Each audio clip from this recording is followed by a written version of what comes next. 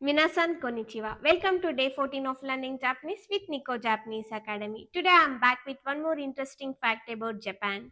Today I am talking about Japanese school bags which is used by elementary school children which cost approximately 60,000 yens. ಇದೇನಪ್ಪ 60,000 ಎನ್ಸ್ ಏನಿರ್ಬೋದು ಈ school ಬ್ಯಾಗಲ್ಲಿ ಅಂತ ಅನ್ಕೊಂತಾ ಇದ್ದೀರಾ. 60,000 ಎನ್ಸ್ ಅಂದ್ರೆ ನಮ್ಮ ಇಂಡಿಯನ್ ಕರೆನ್ಸಿಯಲ್ಲಿ 35,990 rupees.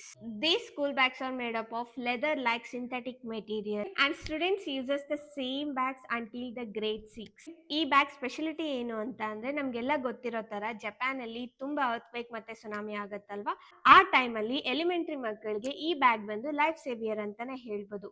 ಸುನಾಮಿ ಆದಾಗ ಮಕ್ಕಳು ಈ ಬ್ಯಾಗ್ ನ ವೇರ್ ಮಾಡೋದ್ರಿಂದ ಮುಳುಗೋದಿಲ್ಲ, ಫ್ಲೋಟ್ ಆಗ್ತಾರೆ. ಹಾಗೆ ಅರ್ಥಕ್ವೇಕ್ ಬಂದಾಗ ಈ ಬ್ಯಾಗ್ಸ್ ಹೇಗೆ ಯೂಸ್ ಆಗುತ್ತಂದ್ರೆ, ಯೂಶಲಿ ಜಪಾನ್ ಅಲ್ಲಿ ಅರ್ಥಕ್ವೇಕ್ ಬಂದಾಗ ಫಸ್ಟ್ ಥಿಂಗ್ ಅಲ್ಲಿರೋ ಪೀಪಲ್ ಎಲ್ಲ ಏನ್ ಮಾಡ್ತಾರೆ ಅಂದ್ರೆ, ಆಫೀಸ್ ಒಳಗಡೆ ಯಾವ್ದಾದ್ರು ಬಿಲ್ಡಿಂಗ್ ಒಳಗಡೆ ಇದ್ದಾಗ ಅವ್ರ ಟೇಬಲ್ ಕೆಳಗಡೆ ಹ್ಯಾಟ್ಸ್ ಇರುತ್ತೆ, ಹೆಲ್ಮೆಟ್ ತರ ಫಾರ್ ಸೇಫ್ಟಿ ಪರ್ಪಸ್.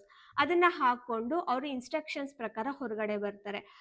ಅದಕ್ಕೆ ಮಕ್ಕಳಿಗೆ ಇನ್ಸ್ಟೆಡ್ ಆಫ್ ಹ್ಯಾಟ್ಸ್ ಅವರು ಇದನ್ನ ಹೆಲ್ಮೆಟ್ ತರ ಬ್ಯಾಗ್ಸ್ ನ ಯೂಸ್ ಮಾಡಿ ತಲೆ ಮೇಲೆ ಇಟ್ಕೊಂಡು ಹೊರಗಡೆ ಬರ್ತಾರೆ. Now it's time to learn Nihongo meanings.